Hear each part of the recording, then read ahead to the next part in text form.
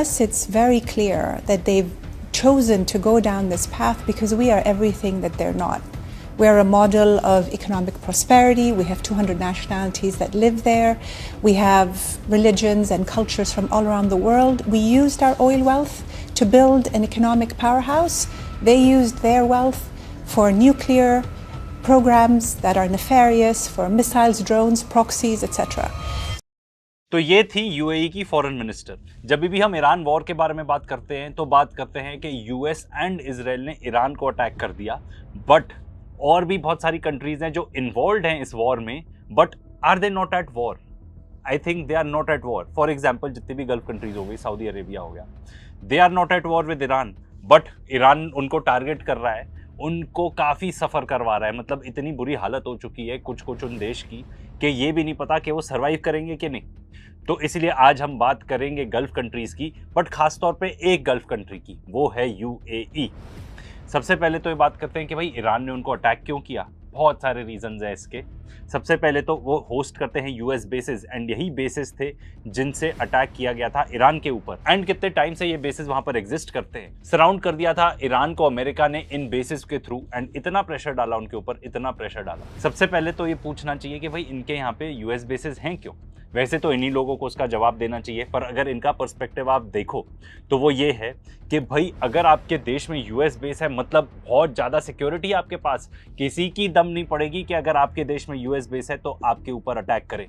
And US ने भी यही बोला था कि भाई तुम्हारी सिक्योरिटी गारंटी हमारी। पर आयरनी ये है आज के डेट में कि अगर आपके देश में यूएस का बेस है तो सिक्योरिटी गारंटी वगैरह तो क्या ही होगी, जब यूनाइटेड स्टेट्स अपने खुद की बेस की रखवाली नहीं कर पाता, आपका देश ही टारगेट बन जाता है। इसके अलावा यूएई, कतर, बहरीन, इन जैसे देशों ने अब्राहम अकॉर्ड साइन किए हुए हैं इजराइल के साथ। मतलब उन्होंने नॉर्मलाइज कर लिया रिलेशनशिप इजराइल के साथ। वो ये कह रहे हैं तुम जेनोसाइड करना चाहते हो करते रहो, बच्चों को मारना चाहते हो मारते रहो, हम कुछ भी नहीं बोलेंगे।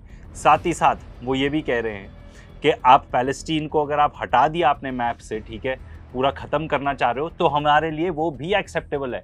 ये है मतलब अब्राहम अकॉर्ड्स का। पर यूएई की जहाँ तक बात है तो उसमें एक स्पेशल इंग्रेडिएंट है, क्योंकि these people are literally in bed with the Zionist. मतलब इन्होंने अपनी जो सोल है वो डेविल को बेच चुके हैं, एंड डेविल का नाम है इजराइल। इनके इजराइल के साथ इतने क्लोज वर्किंग रिलेशनशिप है कि क्या बताएं। मतलब इतना ज़्यादा कि ये अपने देश के अंदर, यूएई के अंदर एक इजरायली बेस बनाना चाहते थे right next to Saudi Arabia. इसके अलावा इन्होंने गल्फ ऑफ एडन में अपने मिलिट्री बेसिस बना लिए हैं ताकि इजराइल की मदद हो सके। इन्होंने इजरायली कंपनीज़ में इन्वेस्ट किया हुआ है, एंड ये वही इजरायली कंपनीज़ हैं जो हथियार बनाती हैं, सर्वेलेंस करती हैं, मतलब जेनोसाइड कैरी आउट करने के लिए पैलेस्टीनियंस के अगेंस्ट। इनका जो शेख है, ये डीपी पोर्ट वाला शेख, एप्स्टीन फाइल्स में इसका नाम है, इकट्ठे खाना भी बनाते थे एंड इकट्ठे पिज्ज़ा भी खाते थे। पिज्ज़ा का तो मतलब आप समझ ही जाओ क्या क्या है।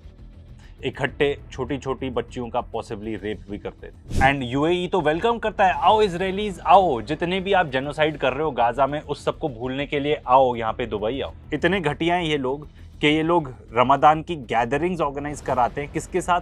जो इजरायली सेटलमेंट के लीडर्स हैं, मतलब सबसे घटिया टाइप के लोग। मतलब डिस्गस्टिंग यार, ये बात सुन के तो ना मुझे उल्टी आ गई। इसके अलावा ये लोग सूडान के अंदर जेनोसाइड कर रहे हैं। ये लोग खुद प्रोपेगेंडा फैलाते हैं, अच्छे खासे पैसे खर्च करते हैं। किस चीज़ के लिए? मुसलमानों का नाम बर्बाद करने के लिए।